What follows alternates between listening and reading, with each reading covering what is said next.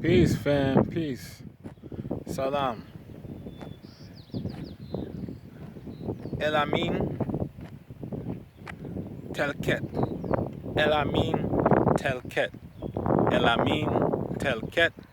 El Amin Telket. El Amin Telket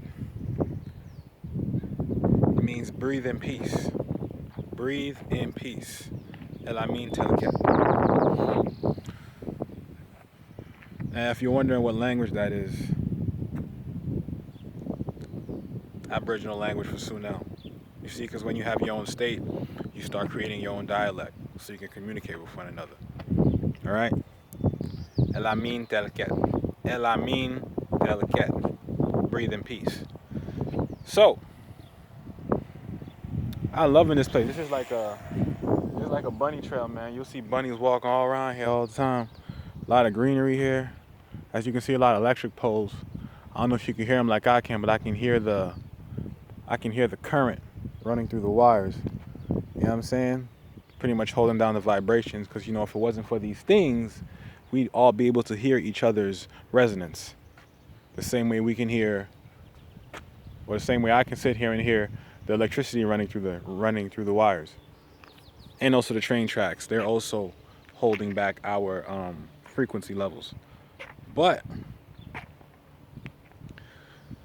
I wanted to talk about I've put out a whole bunch of videos that kind of been all over the place. So I want to make one that's kind of bridging everything together. You know what I'm saying? In terms of dealing with the different aspects of Moors and how they function and how they contract. The different types of Moors. We're all Moors though, but we all are operating and seeing things in a different aspect. Like I said, one is a subject of the emperor, of the sultan, okay, which is in alignment with the treaty. One is not subject to the emperor nor his dominions, also in alignment with the treaty. Then you have the Moors who are U.S. citizens, not in alignment with the treaty. The reason why I say not in alignment with the treaty is because the treaty is against the United States, not for the United States. You can't have a treaty with someone and then you operate as. You don't see the Mexicans come over here and they are no longer Mexicans. No, they have a treaty in place. It's called the Treaty of Guadalupe and Hidalgo, all right, ratified February 2nd, 1848. You know what I'm saying? A lot of these so-called states we have now are really part of Mexico. If you live in so-called Arizona territory, you in Mexico. If you in Utah, you in Mexico. If you're in California, you're in Mexico. If you're in New Mexico, you're in Mexico. If you're in the western end of Texas, you're in Mexico. Okay? If you're in Nevada, you're in Mexico. Okay? A lot of people don't know that. All that's part of Mexico. So they have a treaty in place to where they can continue to be themselves. So there is no way in the world that anyone who's talking about deporting or sending the Mexicans back to Mexico, that's hogwash. That's all hogwash. Hogwash. They have a treaty in place. And guess what happens when that treaty is done for and Mexico decides to back out? You know what happens? Those states go back to Mexico. Real rap. So the talks of deportation, because I was talking about us people who are of African descent and African nativity, we are aliens in law. We are aliens, okay, into the United States. Not meaning alien to the land because we are not from Africa, okay? What we call here today America is ancient Africa. The Africa we call Africa today was actually a part of America. And what we call America today was actually a part of Antarctica. You see what I'm saying? So you got to understand where each one came out of. Even these so-called states we have today. All these so-called 50 states, they came about from different portions of territories that were wide and vast. And the reason why they were wide and vast is because those territories were occupied by different tribes. It wasn't just like one tribe. So if you talk about Alabama, you can't just talk about the Cherokee because the Cherokee wasn't just there. You know what I'm saying? The Shawnee were the Shawnee were there too. The Kituwa were there. You know what I'm saying?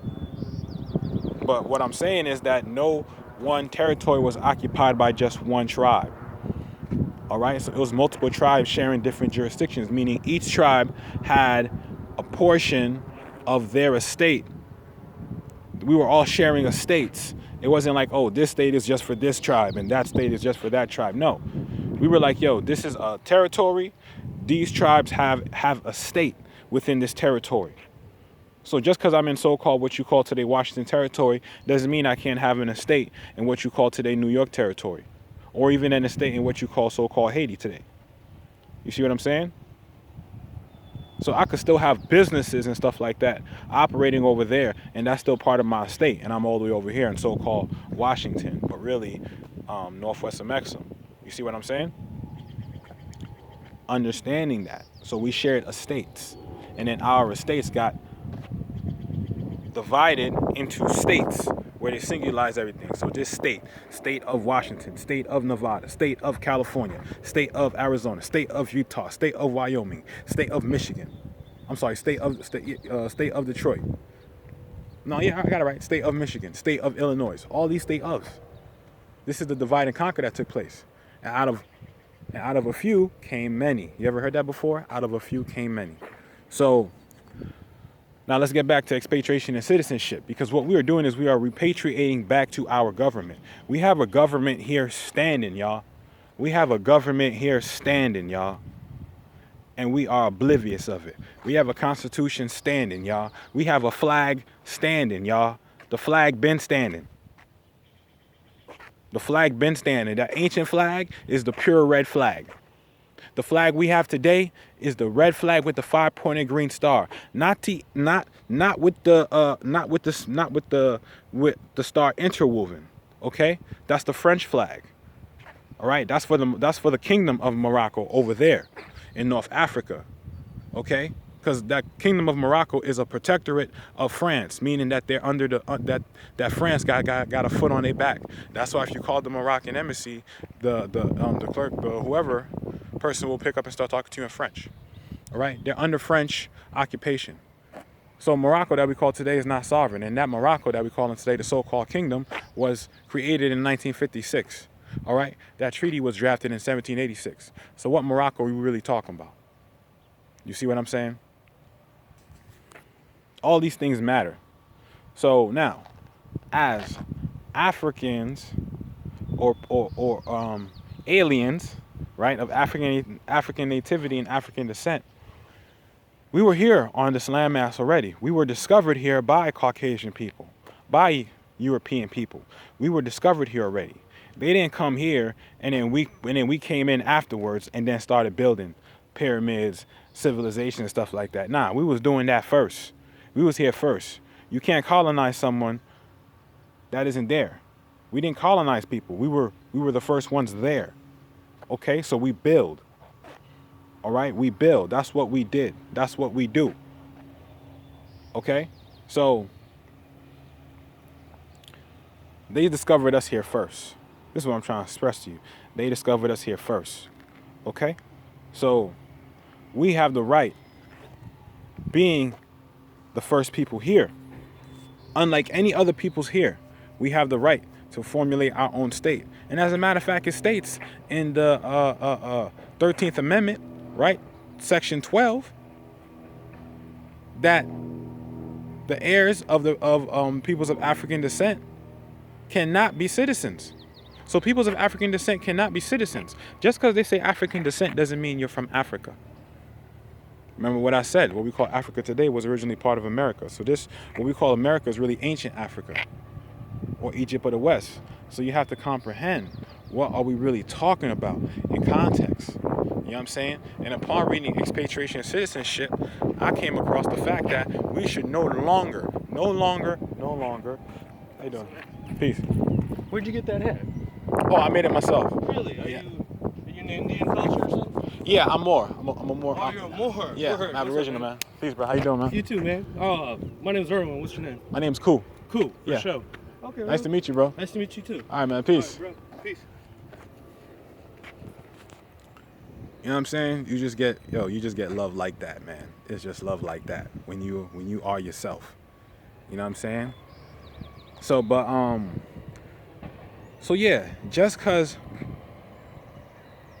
we're aliens of African descent, or African nativity, doesn't mean we're from Africa, okay? Because like I said, the Europeans discovered us here. We was already here. We're the Aboriginal peoples here. We are the true Americans, in its original sense, which is the various copper-colored races discovered here by the Europeans, okay? So we are the Aboriginals. But like I said, we should no longer classify as Indians, because Indians are under the jurisdiction of the United States. Okay, we are not Indians, we are natives. And the crazy shit is, it's kind of like it's the ill flip, man, because it's like incognito. So you think alien, immediately you're thinking about deportation. They're going to take you somewhere, right? That's the fear of using that spell, because you don't understand what that spell is aligned to, what type of presentation you want to give out. So the spell is alien. Why alien? Because we are alien to the United States. And by being alien to the United States, guess what we're being? We're being Native American. Ain't that some ish? Not Indian. We're not being Indian now. We're being Native American. You see what I'm saying? The brother just asked me, am I from Indian culture? You know what I'm saying? I said, nah, I'm a Moor. Oh, immediately. You already know what time it is. You know what I'm saying? I don't know that brother. He was on the trail running. You see how long this thing is? This is a long trail. My brother's on a jog. Stopped, pulled out his headphones. Had to ask me, you know what I'm saying? Where's this headdress from? Because you'll see our culture everywhere you go in different forms. So he's talking about India culture. Yes, that is my culture. We all share the same culture because we are all one. We are all one. The same people here, the same people over there. Just different ideologies and different ways of governing themselves. That's all. That's all. But like I said, to be in alignment with the treaty, we have to be aliens of African descent or African nativity. And by being aliens, you know what I'm saying, to the United States, we are being Native American. Like an action. We are being. We're not Indians, yo. And the India you think is so-called Middle East, the Middle East is middle of Africa. The Middle East is in the middle of Africa. So what you call a so-called Indian is not, and I'm not going to say an African because Africa is the continent. That Indian that you're claiming to be Indian is really a Hindustani, because the ancient name of that landmass is not India. It's Hindustan on the continent of Africa, which was before connected to America today. So you gotta, you know what I'm saying? There's levels. And then nobody want to talk about the levels. Everybody just want to be general. Nobody want to get specific, down to the nitty gritty. Specifics. Because the specifics are important. The specifics are important, man. They are important. So it's honestly, there should no longer be a fear of not being a U.S. citizen. You are not a U.S. citizen. You are an alien of African descent and African nativity. If you are anything other than that, you are not in alignment with the treaty. You are not in alignment with the Zodiac Constitution. You are not in alignment with the flag of the Moor Empire. And the reason why I say you're not in alignment is because the only way to be in alignment is you have to stand on the opposite side of the United States. That's why the treaty is in between us. It's either you're on the same side of the United States, and if you're on the same side of the United States, then there's no need for a treaty because you're already on the same side. Okay? Our treaty can be enforced against the United States, not for their benefit, against them to keep them off of us. Because we are not the same. We are not the same. They follow the Christian religion. You understand what I'm saying? We follow Islam. Love, truth, peace, freedom, and justice. I, self, law, and master. Arm, leg, arm, head. All law, or all law, which governs all events and causes in the universe. All law. You understand? It's not spooky. It's not spooky, but we gotta know these things so that we don't get gotten by not knowing the details. The details are important. The details are very, very, very, very, very important. Okay, so this is why it's crucial, like I said, to no longer be afraid to identify as an alien. You are not an immigrant. Even if, let's say, somebody from Jamaica. Do you understand? If you've naturalized into the United States, you're not done for. You know why? Go look up USC Title 8, Section 1481, called Loss of Nationality. If you denounce citizenship and you repatriate back to a state that is underneath the Moorish nation, meaning you are a true American citizen of a true American state, then Title 8 of the United States Codes, 1481, loss of nationality. You could denounce that. You're not in a coffin. You're not stuck. Denounce that. But like I said, the question is the fear. What do I do if I'm not a U.S. citizen? Right? What do I do if I'm not a U.S. citizen? How do I function? How can I still work? How can I still have rights acquired to me? Because like I said, the landmass, the ancestral landmass is North, South, and Central America. North, South, and Central America. It don't matter if you're from so-called Jamaica. However, if you classify as a Jamaican, then guess what? That puts you in the jurisdiction where your ass can be deported because you're a runaway slave. You're a fugitive. You see what I'm saying? You have to be an alien to the United States because only in the United States, and it's crazy because only the United States has the authority to naturalize people. Do you understand what that means? The United States is the only entity that has the authority to adopt people from different nations to come live in someone else's house. So that means you cannot naturalize into an aboriginal state if it's aboriginal. You're not naturalizing because you're already home. You natural born. You homegrown, baby. You homegrown. You home. You don't need to be adopted into anything. It's just a question of who do you want to associate yourself with? Who's your spiritual family? You know what I'm saying? Who's going to ride with you? Who shares the same views? And even if they don't share the same views, who is willing to build with you for end result, which everyone wants at the end of the day, which is success, self-autonomy, self-governance, retaking our place in the affairs of men. That's what we want and that's what we need.